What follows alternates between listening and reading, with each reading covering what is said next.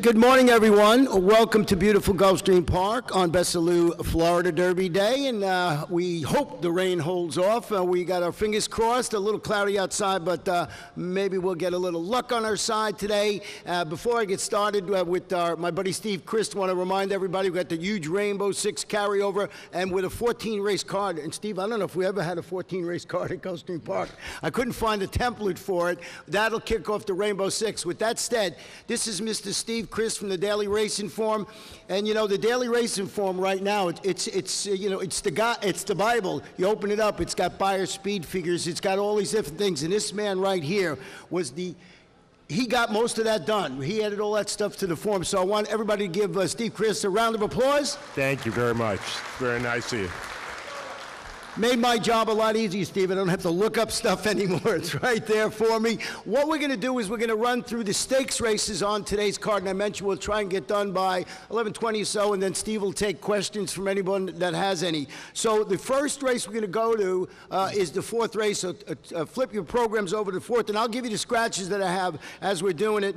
This fourth race, 1 mile and 1/8. We have 2 scratches in this race. It's the 38th running of the Rampart. Scratch the 4, Molly Morgan, also scratched number 7, Called Pat. So the 4 and 7 have been declared out of the fourth race. And Steve, how'd you see the fourth?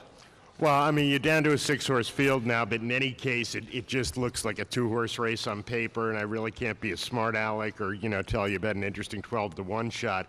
I mean, Unlimited Budget and Devil's Cave just tower over the other 4 who are in here. If you're playing multi-race wagers, I don't think you need to go farther than the 2 of them. I prefer Unlimited Budget. I expect her to improve significantly in her second start off the long layoff.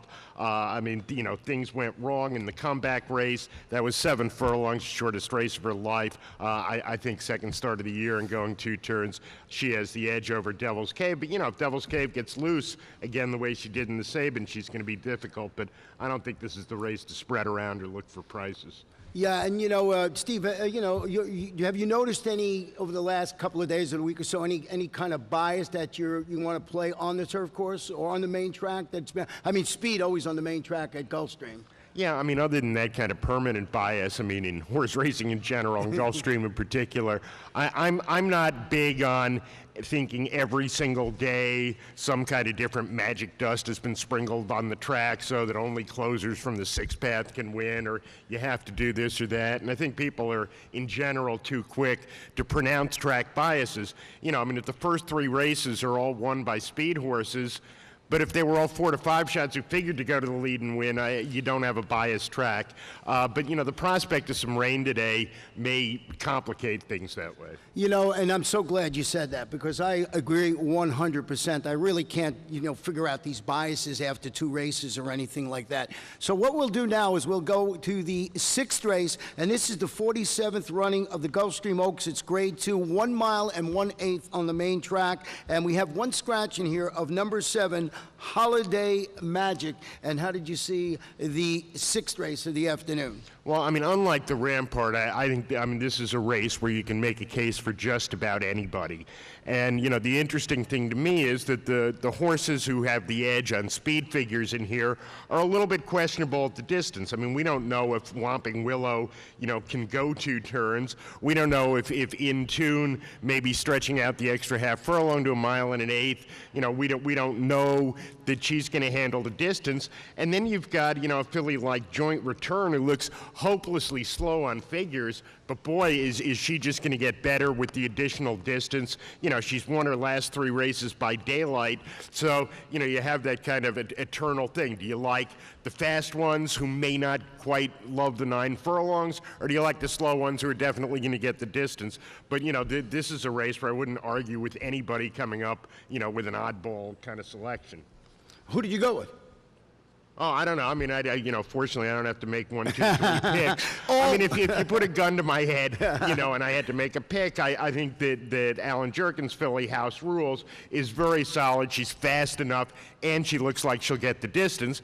She's not very thrilling as the 3-to-1 second choice in here, but if I had to make a selection, I guess I'd pick her. Yeah, I felt the same way, and I just keep going back to Whomping Willow, but Whomping Willow's got to answer those questions you just alluded to. So I had In Tune, Whomping Willow, and House Rules on my ticket. The next stakes race we're going to talk about is 6.5 furlongs, and this is the sixth running of the Sir Shackleton overnight stake, $100,000. 2 scratches in this race. Scratch to number 2, On the Loose Again, and number 8, Bear Tough Tiger. And Steve, what do you think about the 8th race? We've got our buddy in here, Rebo Bobo. Oh, I mean, what a cool horse Rebo Bobo is. I mean, he's won 12 out of his last 13, and I think that he's got a couple of things in his favor today. There's not a lot of other early speed in here. I mean, there's some, and there's always the possibility of a duel and a meltdown. But, you know, it's not like there are 5 one-way killer speed horses, and I think drawn outside is really good for him, because if something does develop inside, you know, he can win from a little bit off it. He doesn't have to be dueling, and I always like when the superior speed horse is drawn to the outside, because, you know, the rider can kind of see what's developing inside him and adjust accordingly. Now, having said all that, I'm married to a horse in this race who is going to be a gigantic price, and I certainly can't say, oh, he figures to beat Rebo Bobo. But, you know, don't forget, this race is 6.5 rather than 6. Right. And that's a little bit of a stretch for Rebo Bobo. So maybe the combination, if there is other speed and that extra half furlongs, and he's looking for a place to lie down the last 100 yards. The 3 Hardened Wildcat is a horse I was married to in New York for a long time. I mean, he started out his career really well. He never fully developed, but, you know, if you can convince yourself there's a reason to draw a line through his last 2 races. I mean, obviously something went wrong in the Saratoga race where he was virtually eased. He came back off a 6-7 month layoff. You know, didn't run horribly, but didn't throw you. But that's why you really are going to get 15-1 today. I mean, go back to his good races in New York and Maryland. He's as fast as anyone in here, you know, except Rebo Bobo if he gets loose. But maybe that last half furlong, you know, I'm going to bet him because I have a contract with him and I have to bet him. But, you know, take a look at him as a horse to at least throw in underneath, even if you think Rebo Bobo's unbeatable, because he is going to be a price, and he's a lot more talented than his last 2 running lines would suggest. Yeah, and he's got a pretty nice workout up at Palm Meadows on March 22nd. He's worked 3 furlongs and 35-4, only 5 horses at the distance, but it was a bullet work. So Hardened Wildcat looks like it's coming into the race ready to run, and that's a place where if you can beat Rebo Bobo, Steve, you're going to get rewarded nicely, because he's going to be the fan favorite in there for sure, and take a lot of money. As he thoroughly deserves to it. I mean, you know, almost you hate to suggest I'm betting against Rebo Bobo because he's such a cool horse, but Hardened Wildcat is going to be a price, and he is going to be coming at the end of the race. Well, we're going to go now to the 10th race on the card, and this one is a marathon event, 1 mile and 1/2 on the turf course. It's the 54th running of the Orchid. It's grade 3, $150,000 guaranteed. 1 scratch in here of the number 4, Antonia Autumn. The morning line favorite in here, Inimitable Romani, who you know, I guess, from up New York. This horse gets no respect, goes over double-digit odds, and just keeps winning. Well, I mean, she deserved to be 28-1 the day she won the Long Island Handicap up at Aqueduct. I mean, she's a nice New York bred, you know, who couldn't even quite get it done in the New York bred races, and then she jumps into graded company, wins the Long Island at 28-1. I didn't like her last time, you know, when she won the very one here. And I think the whole question with this race is, do you buy the result of the very one? I mean, if you do, you're going to end up with Inimitable Romani and maybe a little Egg Marine. But, you know, I'm not convinced that Inimitable Romani didn't win that race because it was a pretty weak field. And I'm going to lean away from the very one horses. I mean, I have no big knock on Inimitable Romani, other than that I've never thought she was really a, you know, grade 2, grade 3 kind of horse. And go in a slightly different direction. I'm going to try 2 other horses in this race who should be in the 6-8-1 range, those being the 2 Anjas and the 6 Carolyn Thomas. You know, I think that the field that Anjas ran against in the way at Saratoga was every bit as good, if not better, than the field for the very one. And she was a really good second that day to Kushki, who's gone on and proven herself a graded stakes filly. Obviously, the big problem is she hasn't run since August 5th, and how cranked up is she going to be, and how much do you ever love a horse going 1.5 miles, you know, off an 8-month layoff? But I think she's as good as anyone in the race. And Carolyn Thomas was really getting good as a 3-year-old filly on the grass last year, and she, unlike some of these older mares, I think still has room to take another step forward and to improve.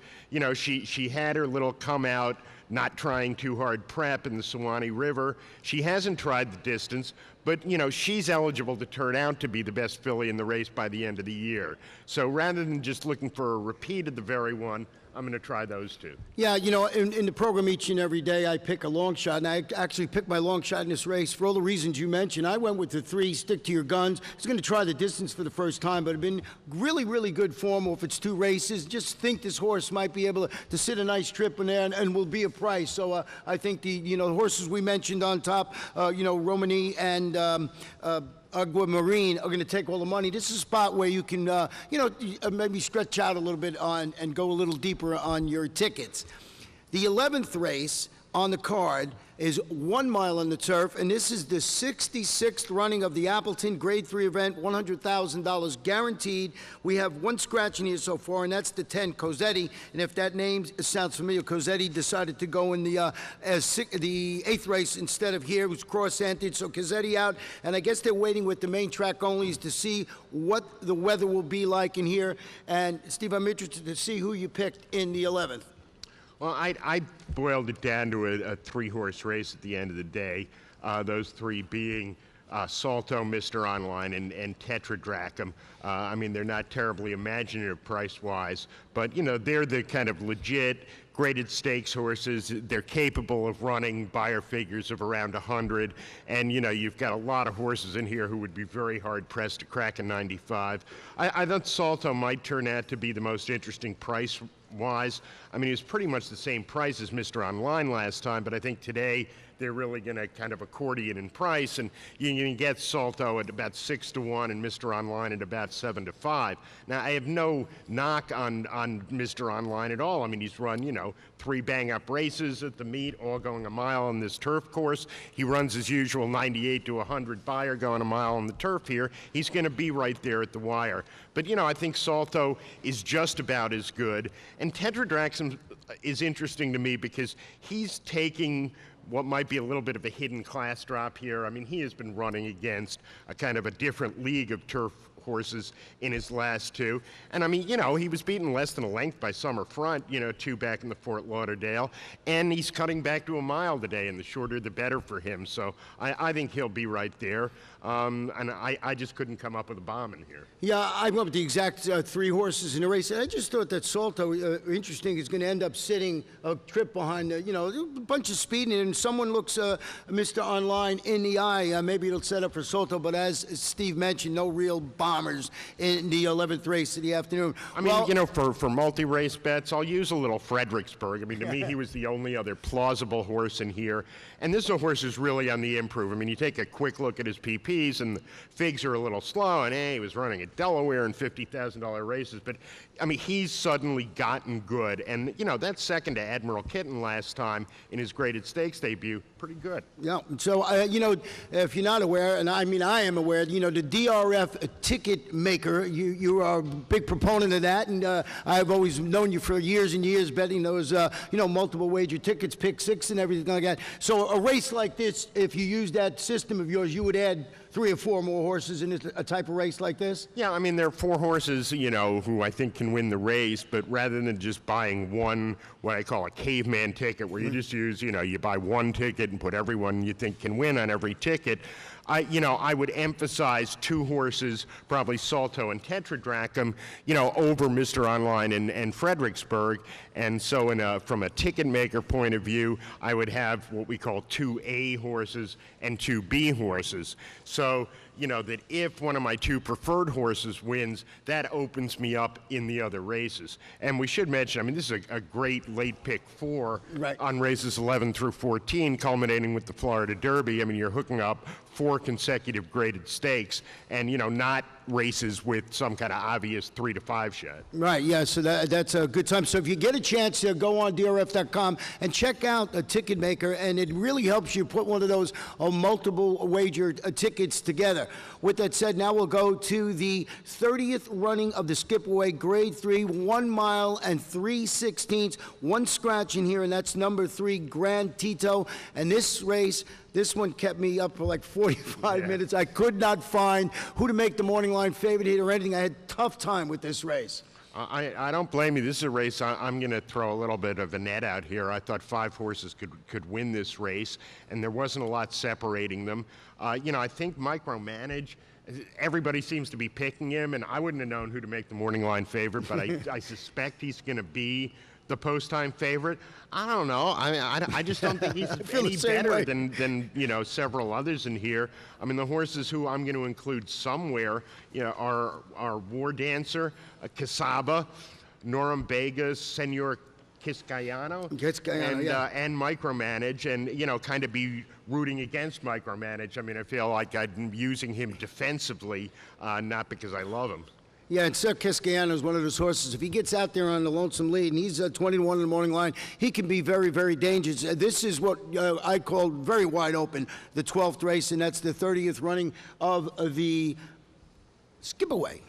Now we'll flip the page, and we got the late daily double, and as Steve mentioned, this late pick 4 going back to the 11th race. There's $400,000 guarantee in the pool that I think they'll surpass that easily. We're going to stretch it out to 1 mile and 1/2 again in the 13th race, and this is the 56th running of the Pan Am Grade 2. We have one scratch and a couple of jockey changes. Scratch the number 7, Amir's Prince. Amir's Prince will be running in the fairgrounds today. The jockey on the 9 is Kendrick Carmouche. The jockey on the 10 is Joel Rosario. And note that number 10, Newsdad, will race with blinkers off today. So those are the few changes in that 10th race. Once again, scratch the 7. The 9 is Carmouche, and the 10 is Joel Rosario. I really like a horse in here, and I mean, I don't absolutely single horses in races like the pick 4, but I'm going to be running about 60% of my money through one horse and then using a few others as backups. And the horse I really like in here is Slumber. I think he is a genuine, grade 1, grade 2 quality, at least for American racing, 1.5 mile horse, which is not something we can say about a lot of the others in here. And I thought he should have won the McDermott going away.